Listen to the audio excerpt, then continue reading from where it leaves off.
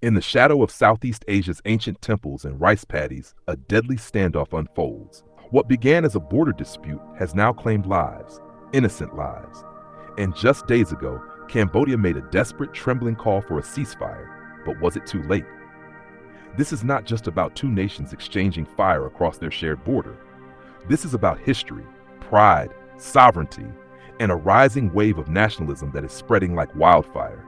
In the name of peace, Cambodia's voice quivered as it pleaded for a halt to the violence. Yet under the surface, anger, betrayal, and blood cry out louder. Stay with us, because what you are about to hear will not only shock you, it may just change how you see the entire Southeast Asian region forever.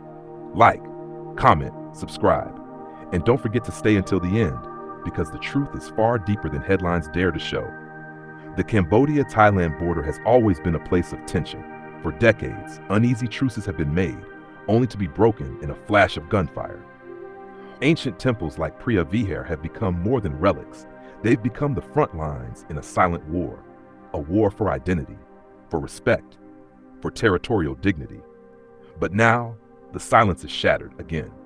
Over the past few weeks, skirmishes between Cambodian and Thai soldiers escalated from warning shots to all-out gunfire. Homes along the border burned. Civilians fled in terror. Mothers cried out as their children screamed beneath falling shrapnel. Villagers who lived peacefully for generations now watched their land soaked in blood. And the death toll, rising, fast. By the end of this week, reports confirm that dozens, both military and civilian, have lost their lives. Hundreds injured, thousands displaced.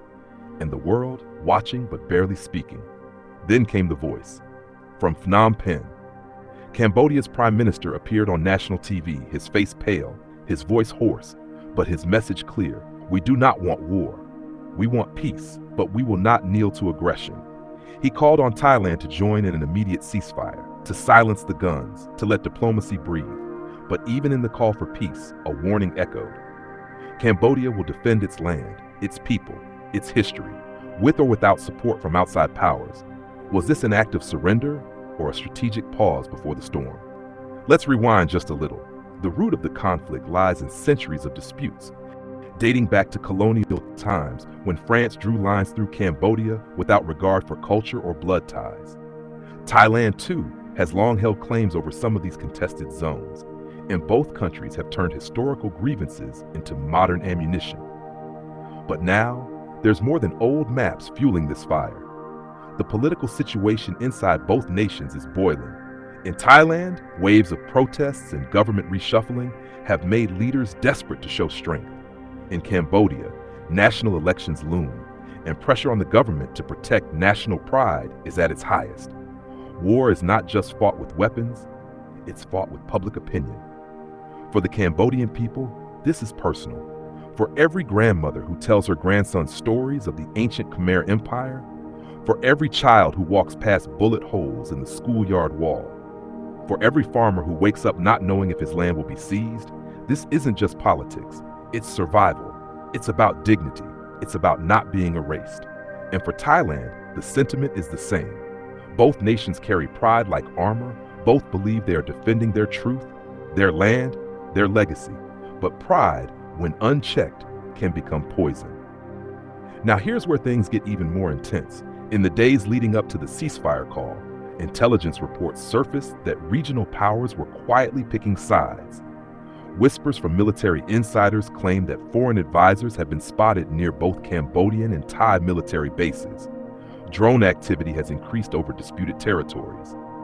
And several ASEAN diplomats have reportedly requested emergency closed-door meetings. Something big is brewing, and the ceasefire may just be a way to buy time for something far worse. Think about this. Innocent people are caught in the middle. Children are losing their parents. Farmers are losing their homes. Young men barely 18 are being handed rifles instead of textbooks. And for what? For an imaginary line on a map drawn long before they were born? For ego? For politicians to gain votes? This is not the dream of Cambodia. This is not the dream of Thailand. This is a nightmare neither side can afford to relive. But here's the heartbreaking part. Even with the ceasefire on the table, trust is gone. Thai forces remain on high alert. Cambodian soldiers stay entrenched, eyes glued to the horizon, fingers twitching on triggers. The ceasefire is just a word, not yet a reality. And every second that passes without true dialogue, a time bomb. The people cry peace. In border towns, Buddhist monks lead silent marches with candles and chants. In Phnom Penh, mothers hold up pictures of lost sons. In Bangkok, students wave signs that read "Stop the blood, start the talk." These aren't politicians. These are the real voices of Southeast Asia. Tired, hurting, but still hoping. Will anyone listen? Now you may be asking, where is the international community? Why hasn't the United Nations stepped in? Where is ASEAN's voice? Where are the peacekeepers? Sadly, global powers are distracted. With Ukraine, the Taiwan Strait, and unrest in Africa, Cambodia and Thailand's cries have been reduced to mere background noise. But to us, to the people living through it, this is not background noise. This is everything. Cambodia. You have stood before giants before. You survived colonization, civil war, and genocide. You rebuilt from ashes. You rose when no one believed you could. Thailand, you too are a proud nation with an unbreakable spirit. Your people are strong, resilient, and bound by culture older than time itself. Both of you deserve peace. Both of you deserve more than death, destruction, and pain. But it starts with leadership. It starts with truth.